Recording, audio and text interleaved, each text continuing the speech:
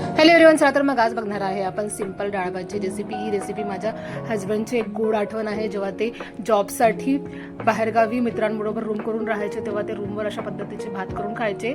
तर रेसिपी त्यांनी माझ्यासोबत शेअर केली, तर मी तुमच्यासोबत शेअर करणार आहे। एकदम जबरदस्त रेसिपी, एकदम सिंपल रेसिपी आहे। तर आपल्याला फक्त बेसिक असे इन्ग्रेडियंट्स लागणार आहे, म्हणजे कांदा, टोमॅटो, हिरवी मिरची, जे बेसिक असतात तेच लागणार आहे। आपण ते व्यवस्थित कट करून घेणार आहे। बघा अशा पद्धतीने छान कट करून घेतलेले आहे। आता तुम्हाला पाहिजे आहे फक्त डाळ भात, डाळ आणि भात पाहिजे, म्हणजे राईस पाहिजे आहे आपल्याला। तर आपण घेतले आहे 3 वाटी राईस,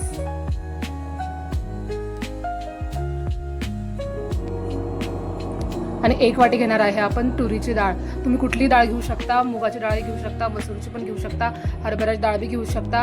आता हे डाळ भात जे आहे, म्हणजे तांदूळ आणि डाळ जे आहे आपल्या पाण्याने स्वच्छ धुवून घ्यायचे आहे, आणि आपण याला थोडंसं 15-20 मिनिटं भिजत घालणार आहे। आता आपण डायरेक्ट कुकरमध्ये फोडणी घालणार आहे। तेव्हा त्यांच्याकडे कुकर नव्हतं तर ते पातेल्यामध्ये करायचे।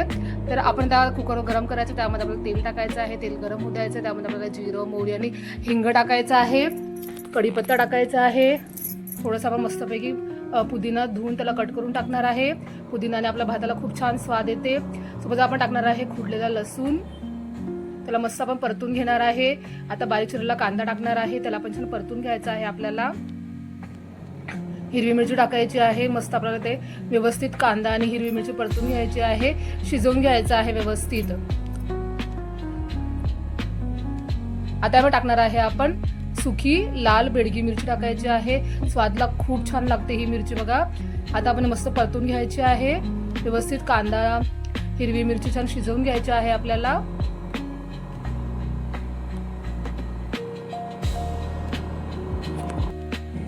छान परतून घ्यायचं आहे। आता आपण यामध्ये टाकणार आहे बारीक कट केलेला टोमॅटो।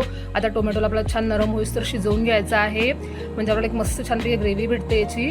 छान टोमॅटो एकदम नरम होईपर्यंत आपल्याला शिजवून घ्यायचं आहे। आपण यामध्ये कुठल्याही प्रकारचे व्हेजिटेबल्स वापरणार नाही आहे, फक्त स्वाद आणि स्वाद आणि स्वाद, फक्त तांदूळ आणि डाळ असली पाहिजे बस तुमच्याकडे।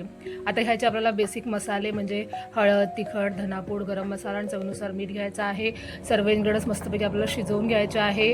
आता यामध्ये टाकणार आहे आपण सांबार मसाला, 1 चमचा सांबार मसाला टाकलेला आहे आपण। खूप छान स्वाद येतो सांबार मसाल्याने, बिलकुल स्किप करू नका। आता मस्त मिक्स करून घ्यायचं आहे आपल्याला। आता यामध्ये टाकायचं आहे आपल्याला चिंच आणि गुळाचं पाणी टाकायचं आहे। चिंच आणि गुळ मी भिजत घातली होती, नंतर त्याचं पाणी काढून चाळून ते पाणी मी याच्यामध्ये टाकलेलं आहे। बघा किती छान अशी ग्रेव्ही भेटलेली आहे आपल्याला।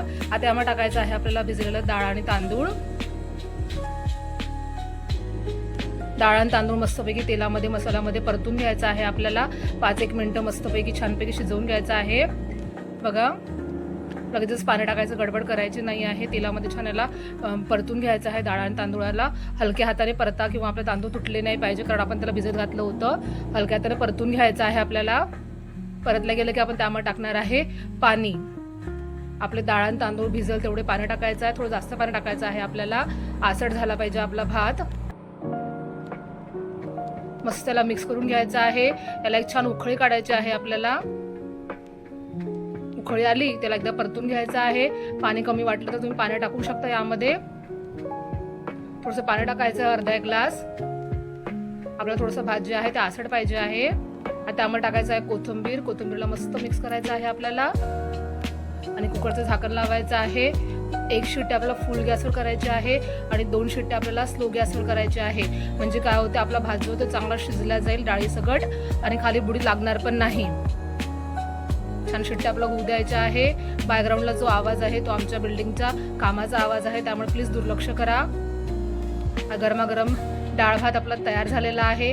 तुम्हाला माझी आजची सिंपल रेसिपी नक्कीच आवडली असेल तर माझ्या व्हिडिओला लाईक करा, शेअर करा, कमेंट करा। नवीन असेल तर माझ्या चॅनलला तुम्ही सबस्क्राईब करा, आणि मला भरभरून सपोर्ट करा।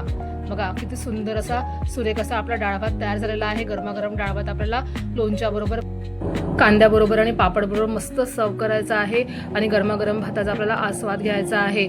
एकदा तुम्ही रेसिपी नक्की ट्राय करा, आणि मला कमेंट करून सांगा तुम्हाला डाळ भातची रेसिपी कशी वाटली ते। भेटू नेक्स्ट व्हिडिओमध्ये। Bye bye.